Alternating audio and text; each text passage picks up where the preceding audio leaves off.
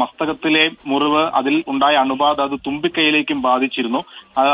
അപ്പം അത് ഈ തലച്ചോറിലേക്ക് അതുമായി ബന്ധപ്പെട്ട അണുബാധ പടരുമോ എന്നുള്ള ആശങ്കയൊക്കെ ഉണ്ടായിരുന്നു. എന്തായാലും അല്പസമയം മുമ്പാണ് ഈ കൊമ്പൻ ചരിഞ്ഞതായി ഒരു സ്ഥിരീകരണം ഉണ്ടാകുന്നത്. വനം മന്ത്രി AK ശശീന്ദ്രൻ തന്നെ ഇക്കാര്യം നമ്മളോട് സ്ഥിരീകരിക്കുകയും ചെയ്തിട്ടുണ്ട്. ഡോക്ടർ അരുൺ സക്കറിയുടെ നേതൃത്വത്തിലുള്ള സംഘം ഇന്നലെ രാത്രി മുതൽ തുടർച്ചയായി അവിടെ ആനയുടെ അടുത്ത് തന്നെ ഉണ്ടായിരുന്നു. ഇപ്പോഴും അവരവിടെ തുടരുകയാണ്.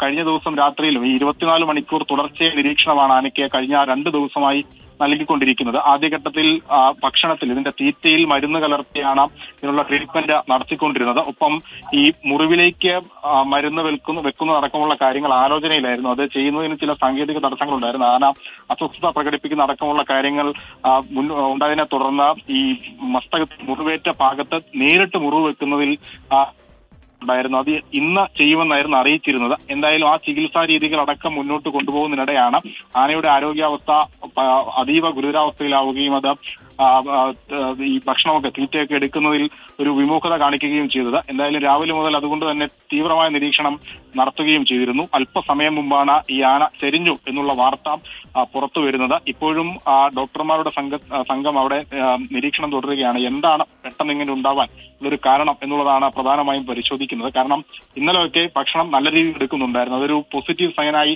ഡോക്ടർമാർ നമ്മളോടൊക്കെ സൂചിപ്പിക്കുകയും ചെയ്തതാണ്. പിന്നീടാണ് അല്പസമയം മുമ്പ് ഈ രാവിലെ മുതൽ തന്നെ പെട്ടെന്ന് ഇങ്ങനെ ഒരു പ്രശ്നത്തിലേക്ക് ആന പോവുകയും ചെയ്തത്. എന്തായാലും ഇനിയിപ്പോൾ മറ്റ് നടപടികളിലേക്ക് കടക്കേണ്ടതുണ്ട്.